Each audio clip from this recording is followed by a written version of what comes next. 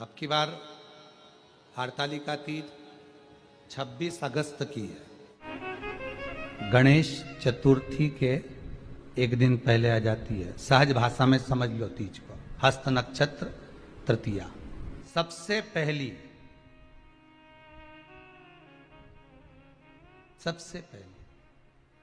हरतालिका पूजन भगवान शिव की आराधना किसने करी थी? माता पार्वती। कितना कितना शास्त्रों में हमारे यहाँ माँ पार्वती के पूजन का विधान कहा गया। अब कोई कहे कि केवल ये नारी का उपास है, कोई कहे कि तीज का व्रत केवल स्त्री का है, हरतालिका तीज करे तो नारी का व्रत है, चतुर्थी का व्रत करे तो नारी का व्रत है, छठ का व्रत करे तो नारी का व्रत है, तीज का सातुड़ी तीज का व्रत करे तो नारी का व्रत है। ना ना ना ना, यदि पार्वती मंगल की कथा को आप पढ़ेंगे सुनेंगे तो उसमें वर्णन आता है पार्वती जी जितने व्रत धारण करती है वो पार्वती जी की मां मैनावती हिमालय राज उनकी भी 71 पीढ़ी को पार कर देती है और पार्वती जी खुद के ससुराल की भी। जितने गण शिव महापुराण की कथा कहती है पार्वती जी के एक व्रत धारण करने से, मां जगत जननी के एक व्रत उठाने से, तीज का व्रत अगर मां पार्वती जी करती है तो शंकर भगवान के पास में जितने भूत प्रेत डाकनी पिशाचनी चुड़ैल भयंकर गण होते हैं पार्वती जी अपने व्रत के बल से उन भूत प्रेत को भी मुक्त कर देती है। इतना बल माता पार्वती के व्रत में होता है। इतना बल।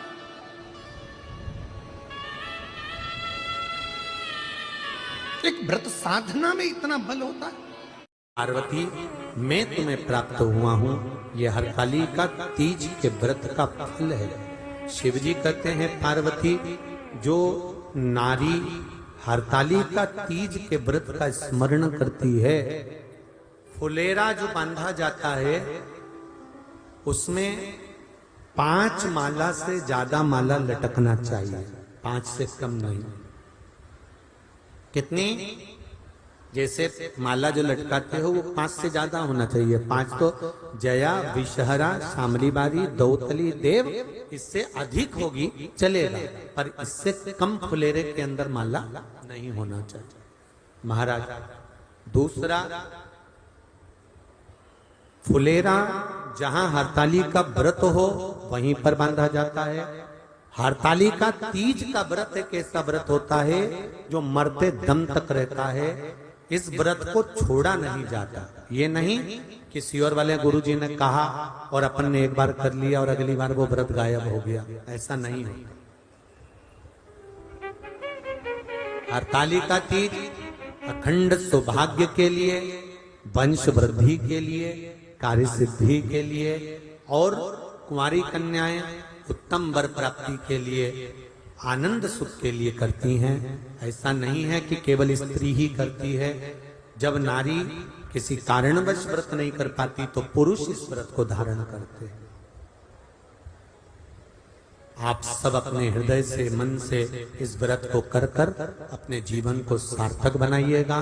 जो करते हैं, कितने लोग करते हो? जरा हाथ उठाइए। हरतालिका तीज इतने सारे करते हो? अरे वाह वाह, कर लो, प्रणाम प्रणाम, आपको बहुत बहुत नमन करता हूं, बहुत बहुत सारा। फुलेरा बांधते हो? नहीं, अब की बात बांधना। मंदिर में करते हो तो मंदिर में, घर में करते हो तो घर में। फुलेरा वंश की वृद्धि करता है, फुलेरा अखंड सौभाग्य देता है, फुलेरा मन की कामना को पूर्ण करता है। जो बेटियां जिनका विवाह नहीं हो रहा हो या बेटे जिनका विवाह नहीं हो रहा हो, वो 7 स्थान पर कहीं फुलेरा बंधा हो तो फोन लगाकर पूछना कहाँ बंधा है, वहां का दर्शन करना। एक फूल में हल्दी कुंकू लगाकर शिव जी को चढ़ाकर फिर वहां से जाना। 7 स्थान के फुलेरे का दर्शन अवश्य करिएगा। जो व्रत नहीं करते हैं उनसे निवेदन है, कहीं हरतालिका हो रही हो तो वहां बैठकर अगर भजन हो रहे हो तो थोड़ी देर भजन गाने चले जाना। अपने मोहल्ले में, कॉलोनी में, सोसाइटी में कहीं हरतालिका तीज का व्रत हो रहा हो तो 2-4 मिनट जाकर दर्शन जरूर करना, जिससे भोलेनाथ आपका अखंड सौभाग्य करे और आपके मन की कामना पूर्ण करे। सबसे ज्यादा जरूरी है हरतालिका तीज का पूजन अगर आप कर रहे हो और हरतालिका तीज का अगर आप स्मरण कर रहे हो तो उसमें सबसे ज्यादा अगर कोई जरूरी है तो शंकर भगवान जहां विराजमान होते हैं उनके ऊपर उनकी 5 कन्याओं का होना जरूरी है। मतलब ऊपर फुलेरा बंधना जरूरी। फुलेरा का मतलब जानते हो? एक जैसे शंकर भगवान नीचे विराजमान है और ऊपर जो जलाधारी बनती है ना, तो जलाधारी की जगह पर शंकर भगवान की हरतालिका तीज के दिन जब नारियां पूजन करती हैं, माताएं पूजन करती हैं, कन्याएं पूजन करती हैं, तो उस पे जलाधारी की जगह फुलेरा बनता है। मतलब फूल की मालाएं उसमें लटका दी जाती है। अब कितनी माला लटकाना चाहिए?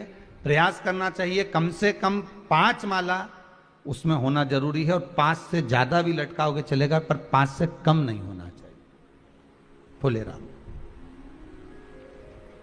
5 कौन कौन है ये? जया, विषहरा, सामरीवारी, दौतली, देव।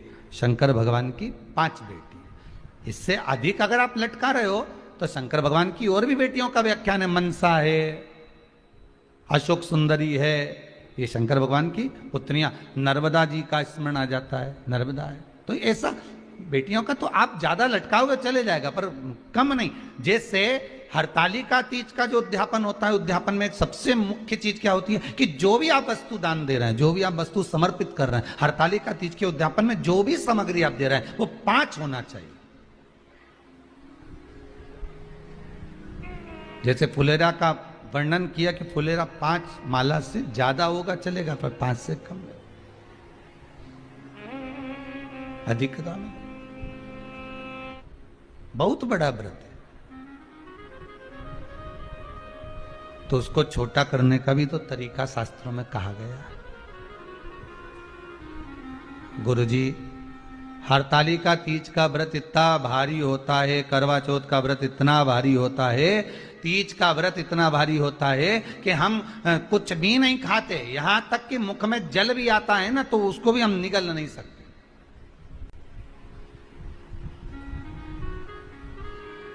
अब इतना भारी व्रत,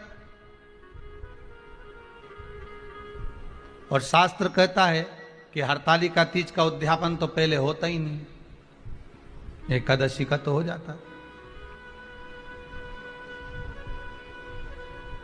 और यहां तो हरतालिका तीज का, अब एकादशी का तो आप 26 एकादशी जब आपकी पूरी हो जाए, 3 वर्ष बाद अधिक मास आ जाए, 26 पूरी एकादशी का व्रत कर लो, तुम 11 पे करो, तुम्हारी मर्जी पड़े। 26 एकादशी पर जब व्रत करोगे तो ये आपके ऊपर है, 26 पर करो। पर हरतालिका तीज का जो व्रत है, इसका उद्यापन तो ना तो पहले होए, और इसका उद्यापन ना 13 वर्ष के पहले होए। इसका उद्यापन तो जब तक कन्या हो, चाहे स्त्री हो, चाहे नारी हो, चाहे पुरुष हो, हरतालिका तीज का अगर उसको उद्यापन करना है तो 13 वर्ष तक तो आपको व्रत करना ही पड़ेगा, उसके बाद ही इसका उद्यापन होता है।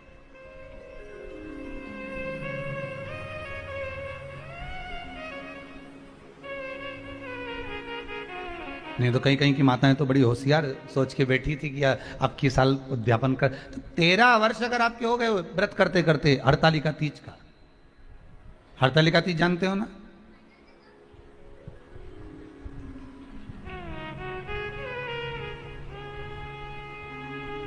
तेरह वर्ष अगर आपके हो गए भगवान की भक्ति को धारण करते करते, 13 वर्ष अगर आपके हो गए हैं भगवती स्मरण करते करते, उसके बाद में आप बड़े प्रेम से, बड़े आनंद से आप व्रत का उद्यापन करो, कोई मना नहीं। पर यदि आप उद्यापन कर रहे हो और आपका मन है कि मुझे उद्यापन करना ही है, तो 13 वर्ष तक जिस भाव से आप भगवान का व्रत कर रहे हो, साधना कर रहे हो, स्मरण कर रहे हो, उसी भाव से आप उसको करें। घर पर या मंदिर में आप शिव जी की जब आराधना करें तो उसके ऊपर फुलेरा बंधा होना चाहिए।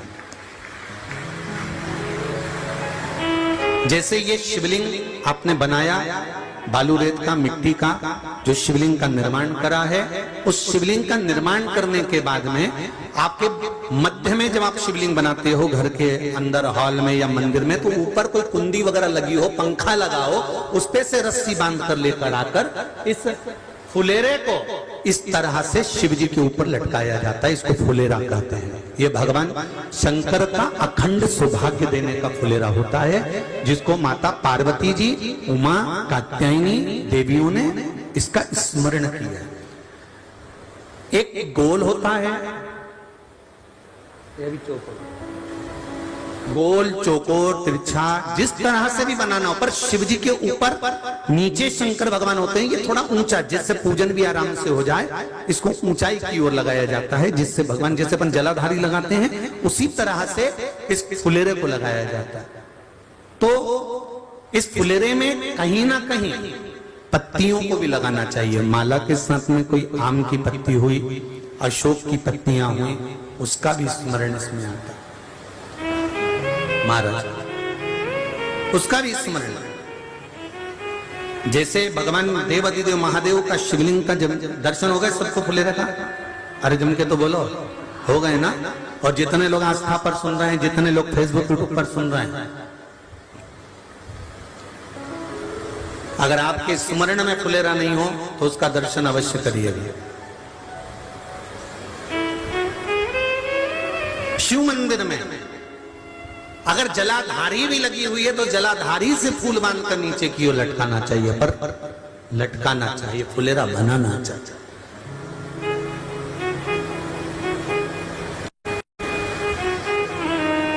सात फल हैं फुलेरा। कितने फल हैं? 7। ध्यान दीजिएगा। पहला,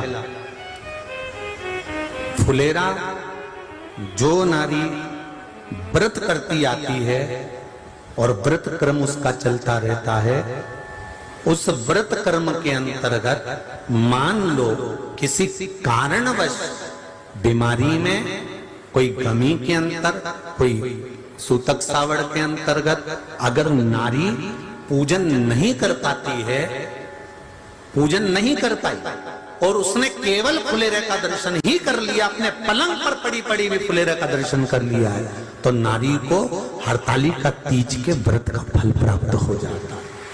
7 फल हैं भगवान शंकर के हरतालिका तीज के फुलेरे का। पहला फल व्रत का मूल। दूसरा,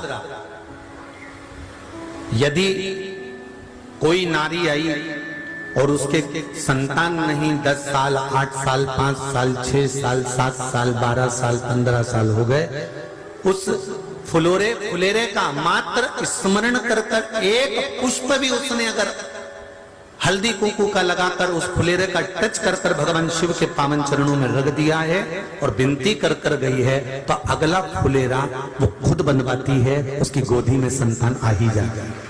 अगला फुलेरा वो खुद बनवाएगी, के जाएगी, जी जी अगली बार फुलेरा मेरी तरफ से बनवा देना, मंदिर में फुलेरा मेरी तरफ से लगवाना, अगली बार जब तुम पूजन करो तो फुलेरा मेरी तरफ से बनवाना।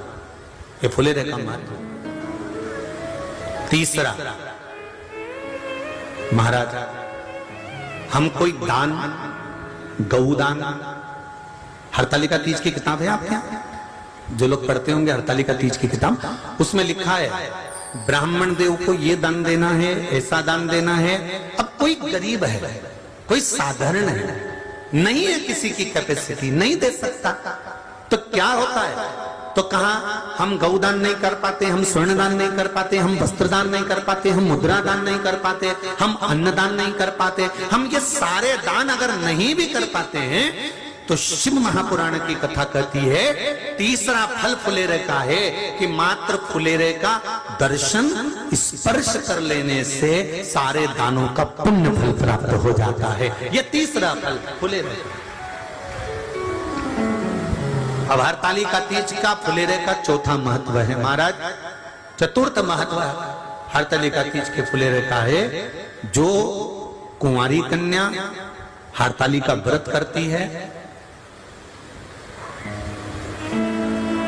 पहली बार जो हरतालिका तीज का व्रत करती हैं, या हरतालिका तीज का उद्यापन कर देती हैं, या किसी कारणवश शरीर ऐसा नहीं रहा कि बिना पानी के नहीं रह सकती, तो 2 बूंद अगर उन्होंने पानी भी पी लिया है, या कोई कारणवश एक कुछ गलती हो भी गई है, तो मात्र फुलेरे का दर्शन कर लेने से वो गलती शंकर स्वीकार कर उसको क्षमा कर देते हैं। ये चतुर्थ भाव के अंतर।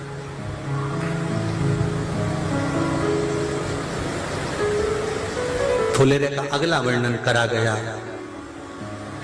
महाराज शिव तत्व की ओर, शंकर भगवान की ओर। हम ना काशी जा सकते हैं, हम ना सोमनाथ जा सकते हैं, हम ना किसी स्थान पर जाकर एकांत में भगवान शंकर का स्मरण कर सकते हैं।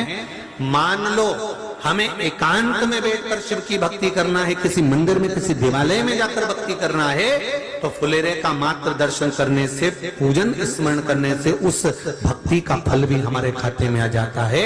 और फिर अगला आखिरी का जो वर्णन किया गया है वो कहा गया कि पार्वती मैया गुफा में जाकर भगवान का भजन करती थी, शिव का स्मरण करती थी, और फिर अपनी सहेलियों के साथ बैठकर शंकर का स्मरण करा, जिसका फल पार्वती को मिला। तो कहा हम ना किसी गुफा में प्रवेश कर सकते हैं, ना हम किसी गुफा में या जंगल में जा सकते हैं।